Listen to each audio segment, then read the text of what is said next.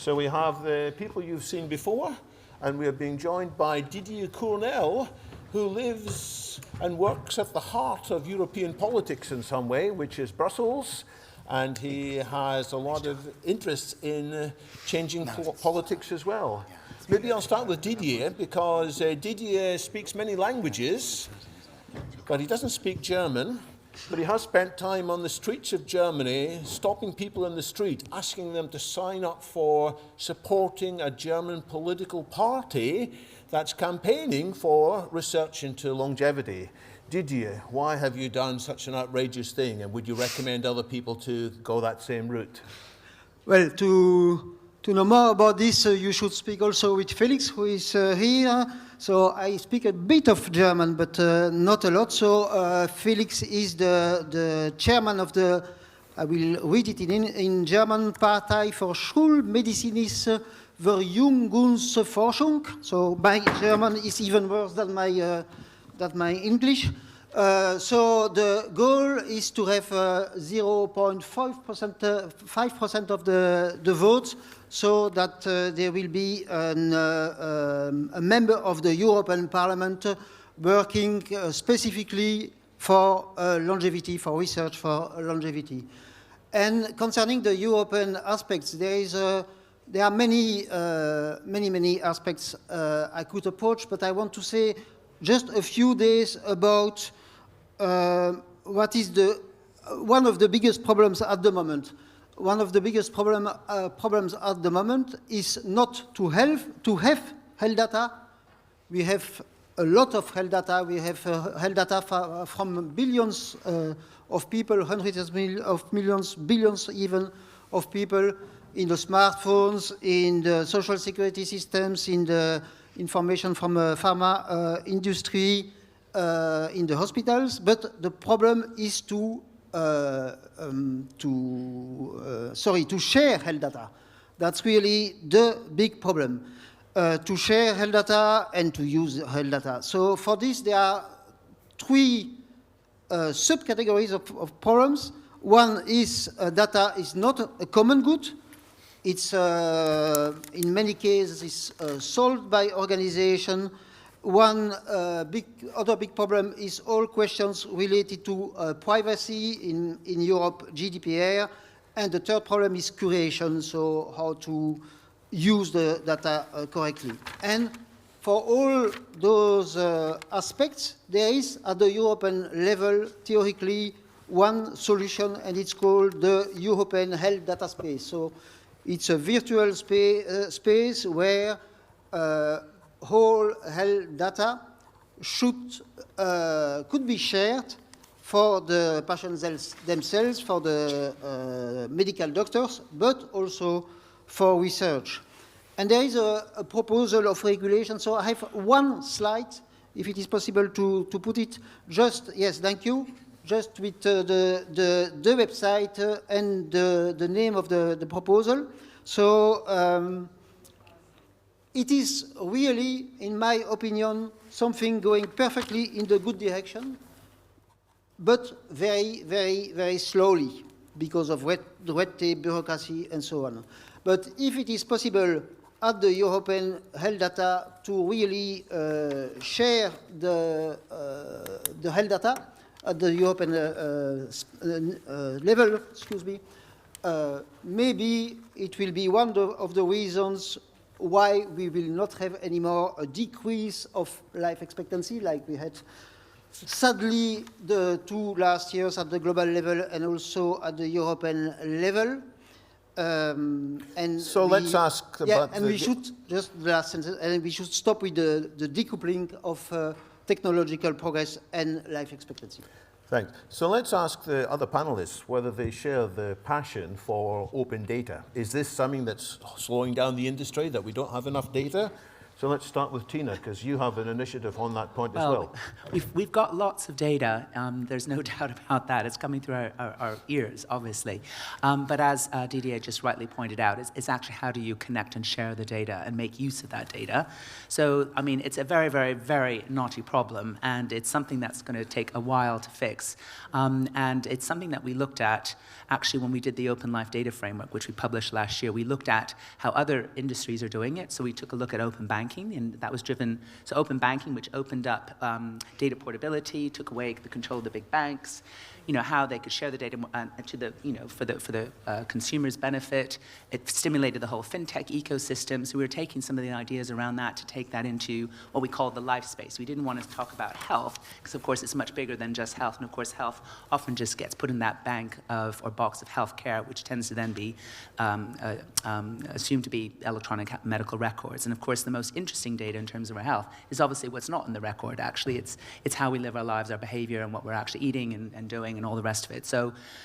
But there is some hope on the horizon, because I think, even with some, you look at the Nordic countries, obviously they've got incredible digitized records. Obviously the UK NHS is nowhere near that, and I know that in the US it's a complete mess as well. But, so it's going to take a while to crack, but I think there are moves on the horizon in the NHS, for example, where there is significant investment into these secure data environments, and of course standardization of data is the next big thing. Finding what we call fair data, findable, accessible, interoperable, reusable. So these are all the sorts of things that we need to crack. But there are certain areas that are easier, like imaging data and so forth. So it's a mammoth project, but we need to crack it. And of course, I'm really interested in what has come out over and over again, and you made this point about aging biomarkers. We need to identify, standardize, and validate a set of aging biomarkers, which would absolutely, would transform how we can think about prevention trials, surrogate endpoints and things like that. And and these are the sorts of things that we are looking at. We're working with the Afar Fast Initiative, the Aging Biomarkers Compendium Group, et cetera, to look at this from an international standpoint. So, yeah. So how about the rest of you? When you're talking to politicians, and you've got 2 minutes of their time, is more access to data and what you squeeze into that 2 minutes of conversation? Not for me. And I'm an academic, so sorry, I've gone there. Sorry.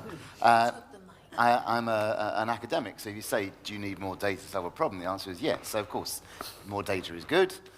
There's loads of things we can do with more data. I just think right now, particularly in the UK, there's so many shortfalls that actually, if I've got 2 minutes to get a politician's mind, I wouldn't start myself with open data.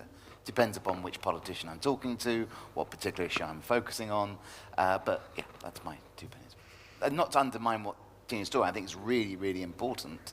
But to answer your question, 2 minutes with a politician, no. Yeah, and I feel the same way, actually. I definitely talk to a lot of elected officials also, whether it's in Washington or in California or even in other states when there are efforts like the one Dylan was working on in Montana. And this wouldn't be at the top of my list, but what I do think about, not as knowledgeable as Tina on this at all, or Didier, but is just the fact that if we do have complete public access to the data. First of all, there are ways that it could be dangerous and misused or just confusing for the public. But the second thing is, it would be good because then we would see the negative results. And that's what I think organizations like Public Library of Science have been trying to do for so many years, and people like Randy Sheckman will talk your ear off about this, Nobel Prize winner at Berkeley, for those of you that don't know who he is. And he's adamant that publication in the medical research arena, at least, because that's his, needs to change for that reason. So Dylan, and then back to more comments from Didier. Yeah, I don't have too much to say on this, other than open data is kind of a trigger word for some politicians in the US, specifically on the... You mean a bad trigger sometimes? Yeah, it definitely ruffles the feathers of some of those right-leaning political figures. I think that can be attributed to COVID. I think that definitely played a role in it. It's not something that we are talking about at A4LI. We try to stay lanes that are our own, but also lanes that that don't ruffle too many feathers. And every Republican I've talked to is kind of against that, and some Democrats too. So I think there's a privacy issue that needs to be dealt with before we start talking about open data. And Didier, do you want to ruffle some feathers? Yes, first, important what you said. So we need open data, among other things, because at the moment, when a company is testing a product, if the results are bad, they have even an advantage in not giving the results. You know, if you have one drug that you are already selling and you see it's not curing this or this, it's not interesting. But also, even if it is curing this and this is still one of an important aspect for the company not to publicize it because they want to sell it and they don't want to share the results so that others could use it. So that's a big problem. And the other very big problem, so in my slide there was the name IQVIA. IQVIA is a company that most of the people don't know. It's 80,000 people, and this multinational American company is having data of hundreds of millions of people and kind of selling, even if it is not legally selling the data. So people are afraid of questions of privacy because actually the data is not public and because the data is sold. That's one other important aspect that I want to say. But okay, I don't have time to go much into details. And what I say is a caricature because, of course, there are cases where you have really open data. And maybe the last, I want to give one very clear example. Metformin, you know, this famous TAME study. Metformin, for example, in Denmark, all data concerning people using metformin is available and is in databases. And so if we had access to all those data, we would know exactly if metformin is useful or not. Tina, last word on this topic, and then we'll move on. I don't want to get too sidetracked on the data stuff, but I think we have to be really careful of the language that we're using here, because we're not saying open data, meaning that you can access data on all of our private data or anything like that. So that's really, really important, exactly. So, but I think, you know, we're talking about transparency, and I think there are all sorts of technology, privacy preserving. The UK government are looking at digital identity and personal data wallets, which is citizen consented. You know, it's very secure. These are all ways in which we can protect privacy, get more access to data on the citizens' terms. And again, this opens up the path to new business models. So it's taking on the sort of big tech, tech sort of hoovering up all the data. So these are all the sorts of things that I think are really interesting that we're exploring as part of this mission, but also working with the regulators and the government. Yeah, you know, just one sentence here to say, of course, when I say open data, except for the people who want to share the real data, it's always anonymized or pseudonymized. Exactly. We can go into the details, but of course it's not, it doesn't mean everybody will know what Tina Wood is having as a disease. So let's talk about changing the target. You know, what's on the news is often, hey, GDP's gone up or GDP's gone down, it's terrible. Interest rates have gone up and gone down, it's terrible. But we don't hear much on healthy life expectancy has gone up, healthy life expectancy has gone down. Andrew, you were advocating that such measurement should be much more central to all the political decisions. Is that something you think there's a realistic chance of happening? Well, all things are possible. I mean, the very fact that we've constructed this thing called GDP and we now obsess about it shows that all things are possible. I mean, you know, GDP is a pretty recent invention. It's a post-war invention. It didn't even exist before the Second World War. It's an incredibly weird thing to measure, and we've set up ways of doing it. So, yeah, I think it's possible. And I suspect that something like healthy life expectancy has a more intuitive appeal to people than GDP. So, yeah. I think that the challenge is, you know, convincing governments they need a target. As Tina mentioned, in the UK, a previous Prime Minister said, we're going to add 5 more years of healthy life. That's 4 Prime Ministers ago. Yeah, no, exactly. Yeah, it lasted longer than a lettuce, but so But what stuns me is that as a macroeconomist, I know GDP is important. When we have a recession, it dominates the news. Governments go out of their way to then introduce major policies to get rid of it. But when US life expectancy falls, and let's go pre-COVID, there's really not that same response, which is absolutely extraordinary. So, how do we set up something equivalent to, say, a monetary policy committee that says, right, here's your target. In the case of central banking, there's an inflation target. These are the instruments you've got. You're going to use those instruments to try and hit that target, and if you don't, then you're accountable. Now, clearly, it's harder in healthy life expectancy to try and identify those levers, but once you've got a target, people then start to say, all right, what are the things we do? So let's focus on inequality. It is quite extraordinary to me to think about, here we are talking about extraordinary biological developments that could increase the upper bound of human lifespan, but we've got people way short of that. So if you were trying to think about targeting average healthy life expectancy, I think, although I'm not totally sure, surely it's going to be a lot easier getting those who are falling below the average to catch up with the average rather than necessarily pushing up the upper bound. So a target for healthy life expectancy, I think, would tackle those inequality issues, and also would then start to think a little bit more, how are we allocating funds? We're not just allocating funds because the health budget is big and needs money. What are we actually trying to target? Dylan, comments on that? I think that Andrew said a lot of the things that I was thinking about. What I will say is, when you talk to someone in the U.S. about the declining GDP, they kind of just chuckle and shrug at it, and they say, oh well. And I think that's because they don't truly understand that we can do something about it. Yeah. So we have to change perceptions around what's possible. People understand that our actions can change GDP outcome. We need to make them You mean realize healthy life expectancy outcomes? What? Change healthy life expectancy outcomes? Yeah. I'm saying that people don't understand that that's within our control, the average person at least. So I think, and I actually, one of our initiatives on our website is to make a time-bound goal for the U.S. government to follow, and we took that from you, Tina. So kudos to you.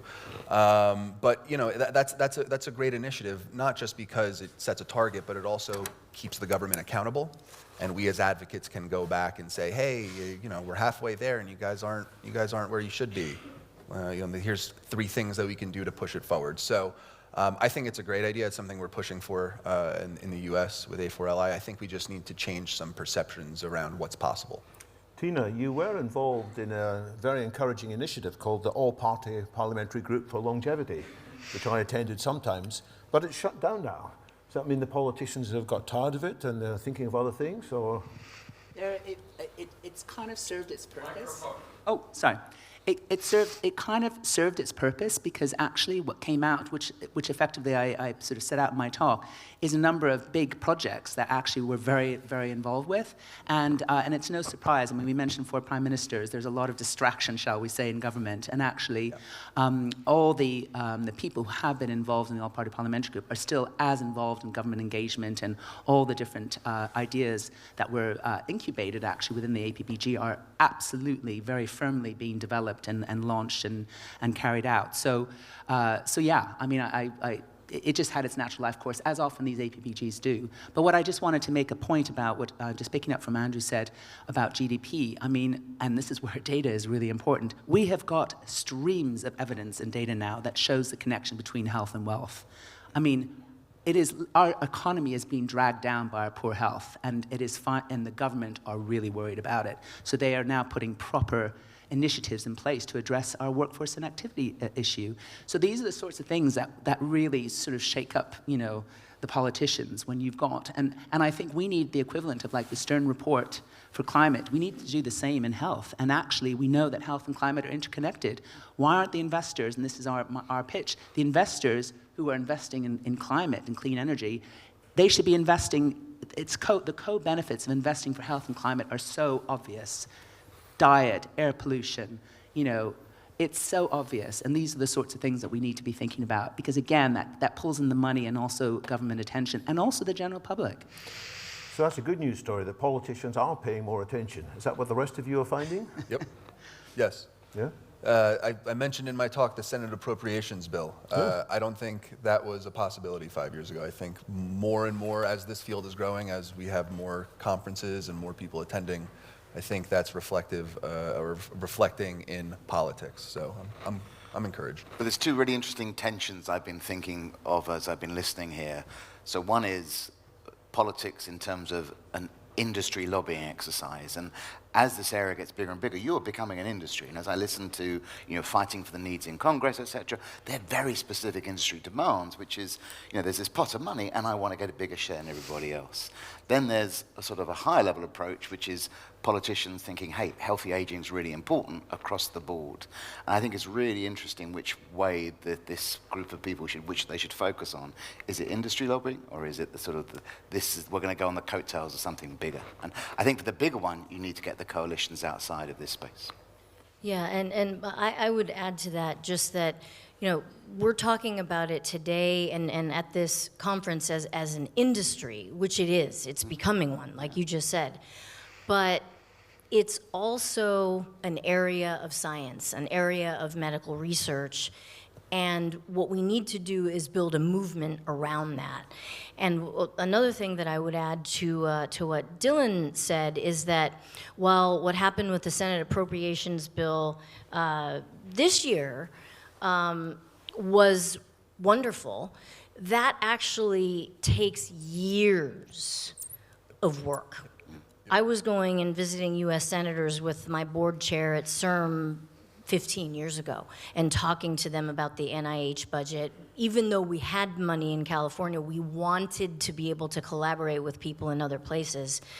And so I would just bring it back to why I'm here, which is we need to build a coalition and a movement around this so that whenever Dylan, Tina, Andrew, Didier, any of you are working on something like this, talking to an elected official, talking to an appointed official, you have a movement behind you, and that can mean many things, but at the very least it means that you have other people that can go with you to some of those meetings and be the spokespeople, because guess what? Patients make really good spokespeople. I'll stop there. Tina? I couldn't agree more that we need Mike? sorry. I couldn't agree more. We absolutely need a movement, and it needs to, because the thing is, everything, and unfortunately too many decisions are short-term. Political cycles, short-term decision-making. We need a long-term vision and a movement, and this is something I've been speaking to Aubrey about. We need almost like a language and a brand that we can all like get behind, that resonates, speaks to all the key stakeholders, because at the moment there's a lot of confusion. We talk about longevity, anti-aging, we talk about all these different things. It's very, very confusing. I mean, I see it even in the scientific world. So I think these are the sorts of things, and that's something that I know Near Barzilai has been spearheading this idea of creating a brand around actually what does this all mean. But we need a vision for what we're all trying to do as a community here. We have 2.5 minutes left. Let's take a question from the floor. There's one here from Jose, and we'll try and squeeze in this one as well. A fantastic panel. I wanted to ask you, Andrew, a question, because politicians think that old people should die. There is a prime minister whose name I don't want to say, who said old people are very expensive, they should die. And you basically talk about the opposite, the longevity dividend and all of that. So how can we convey these ideas politically? And quickly, my fantastic co-author and me, we just published this book, and how do we sell 1 million copies? Tell us. No pressure.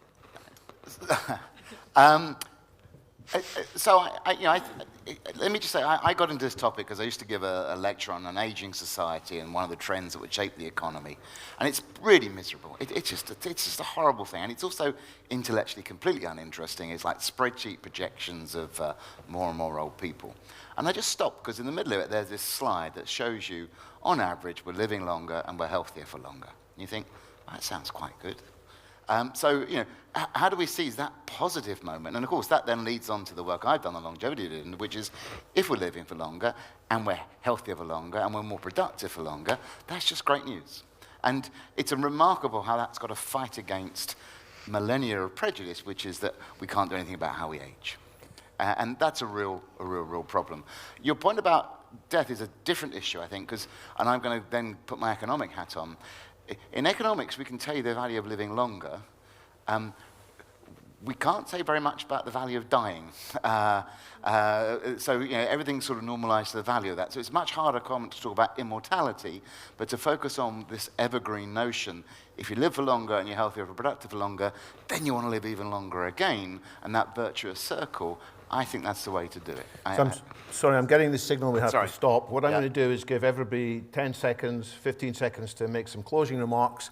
My summary of what I've heard is we shouldn't just be medical engineers or rejuvenation engineers. We need to be community engineers and narrative engineers, among other things. We need the narratives right, which is going to compel. Let's start from Didier and come down. Okay, 20 seconds. Yeah, it's gone to 0 already. So on October 1st, it's the International Day of Older Persons, and we try to make this the International Day of Longevity. So this year there will be many activities around the world, so it's one of the opportunities to go further and to work all together. And I want to say that first, I agree with what you said, Melissa and Tina. But what the politicians and most people still don't understand at the moment is that the fact that with medical and technological progress, it could be possible to radically make life expectancy longer. So that's the thing that most politicians don't get yet, and that we can make them understand, in my opinion. Thank you. Closing message, Andrew? Yes, I think what's amazing about this space is how radically different it is. I think actually if you're going to try and influence policy, you've got to think about how to re-engineer that message using the policy issues, the policy levers, and the policy instruments that already exist. And I think there's huge scope to do that. So I think that's just using the canonical approaches goes a long way. Politics is the art of the possible, meeting people partly where they are already. Yeah. Melissa? I've been thinking while sitting here about the fact that we heard from Andrea Meyer yesterday about Singapore and their need in that country and as a government to put this at the forefront, and therefore they have. That's a lot easier to do in a country the size of Singapore than in the US, I would say, where things move glacially and we still have a food triangle from the 1950s. You've got to have a coalition to do these things, and the coalition will include patient advocates, obviously scientists, people from industry. We want everybody. It's a big tent coalition, but just to think about how useful, I don't want to put that in a negative light, but it's good to use patients as your spokespeople in a lot of cases on these matters. Thanks. Tina? So just to build on, yes, absolutely, coalition building, collaboration we need in the movement, that absolutely is essential. But I think as part of that, I think all of us as a community sitting here, we need to jump out of our silos. We need to connect up with the mainstream agenda, because that is the only way we're going to be able to take all this amazing stuff out of these four walls, and really sort of align around what are we actually trying to achieve as a community with all this science and technology, and focus on that. And I would say the one thing that we can't argue with is I think every human probably wants to live a really good, long, healthy, happy life. And that needs to get to, and that access to that needs to be for everybody. So an equitable solution to that. Thanks. Oh, sorry. I guess I'll end off by saying that messaging matters. Talking about living to 200 to someone in rural Montana is a complete non-starter. It is. I want to echo the words of Matt Kaberlein from earlier in this conference. I think it's better to under-promise and over-perform. I hope this industry takes on that mindset, and I think we'll see a lot more success that way. Great words, great sentiments. I want to thank all the panelists for coping with a lot of tight time restrictions and getting some big messages across.